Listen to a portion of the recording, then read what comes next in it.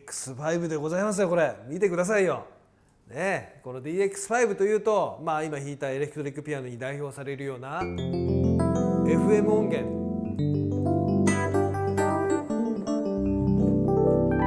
もう抜群にね、やっぱ本物はね、こう反応も素晴らしいし、いい音しますね。ご機嫌でございます。皆さんもご存知かと思いますけど、ヤマハ DX5 というのはこの FM 音源をね、最初にシンセサイザーに搭載した、第1号機種なんですよ。皆さん、一番有名なのは DX7 が有名だけど、今日ここに用意している DX5 というのは DX7 をね2台分この中に詰め込んだっていうね、豪華マシンなんですよ。で値段も2倍してましたけど DX7 のね、当時で48万50万ぐらいしたと思うんだけど、いい音でございますね。で FM 音源っていうのは、6つのオペレーターっていうのがあって、それをその形の組み合わせのことをアルゴリズムって言うんだけど、そのアルゴリズムの組み合わせでいろんな音色がね、作ることができるんだけど、箱そのものにはねサイン波しか入ってなくて、そのサイン波を組み合わせたり掛け合わせたりすることで、非常にねこう今までのアナログシンセでは出なかったようなこうアコースティック感のところまで再現できるような、そういう音源ですね。これがその代表機種、ヤマハ DX で5ですね。76件で、これでねいろんな音色を紹介していきましょうか。まずはね、エレピも有名だけどね、ブラス、これもねなかなかいいのよ。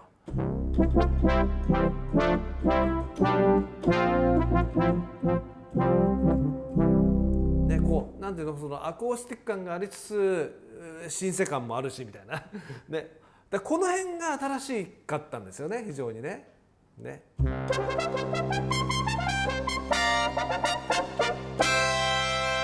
トランペットね、これよく使ったな俺もな。これはもうシンセです。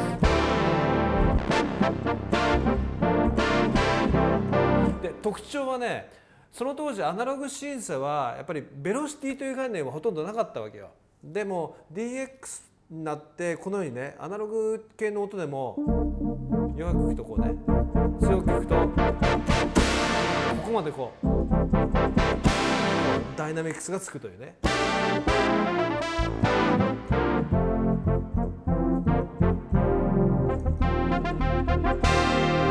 この辺がやっぱりキーボーディストにはもうめっちゃ受けましたね。そういう面でももう爆発的にヒットしました。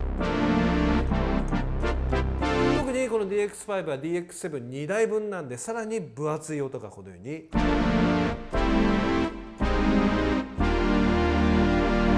出るというのが大きな特徴でございましたね。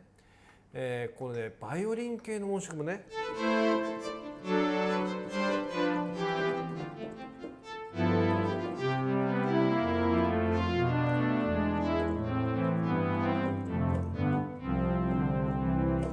これもねなんかこう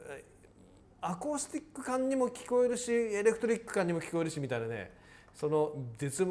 妙なバランスがねすごい素晴らしかったですね。エレピアなんたってこれですよね。さっきも紹介しましたけど、こ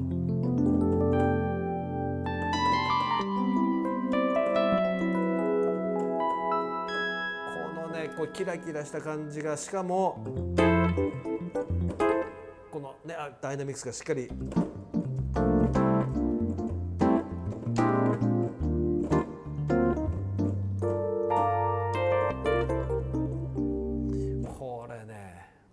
いつまででも弾きたくなりますけど、このクラビ、こ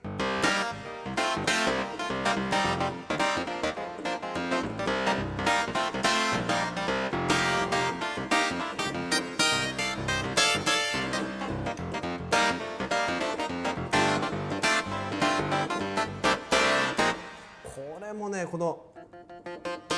ガサガサいう感じ、これ抜群にねよござんすね。この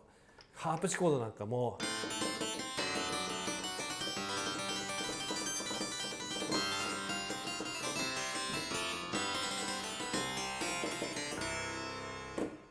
いい感じでしょ。オルガンがまたすごいんだよ。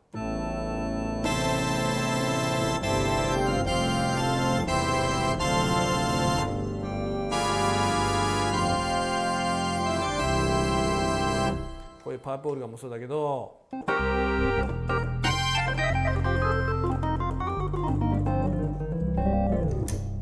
こういったオルガンとかね、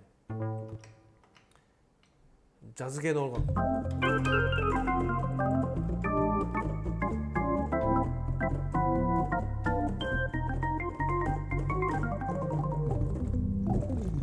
でいい感じでしょ。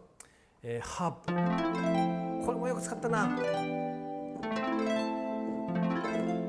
ね、コマーシャルで使いまくった覚えがありますけど、とかこういう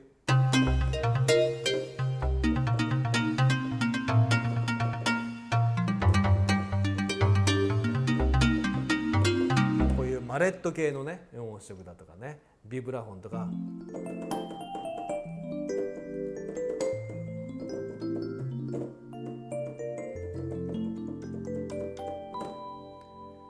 で当時アナログシンセはやっぱり8音っていうのがね、プロフェット5は5音だったりとかね、割と8音マックスだったんだけども、16音まで出たっていうのもね、かなりすごかったですね。当然これ2系統のものなんで、鍵盤をスプリットして使ったりとかね、例えばここでピアノ、で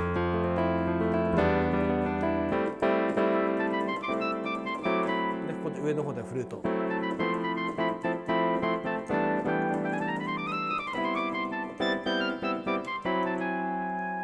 というようにこうパフォーマンス的に使えるのも DX7、パフォーマンス的に使えるのも DX5 のね大きな魅力だったんじゃないかなと思いますね。もちろんこういった効果音、こうい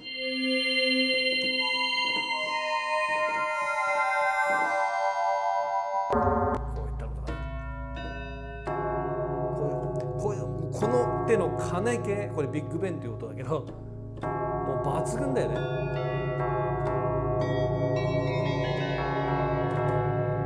本物にしか聞こえないもんねというようなものとか、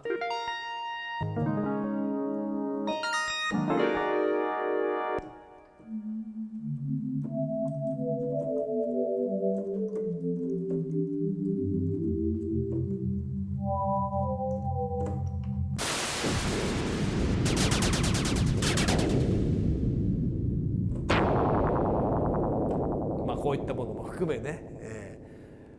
これ PCM じゃないですからね、全部加工して合成して作られてる、当時やっぱりアナログシンセからデジタル、もうデジタルシンセの走りですから、そういったこの DX というね音源、 FM 音源というねこの音源システム、実はもうね携帯電話の中にも FM 音源が入ってたりとかね、してたりするんですけど、これが元祖 DX でございました。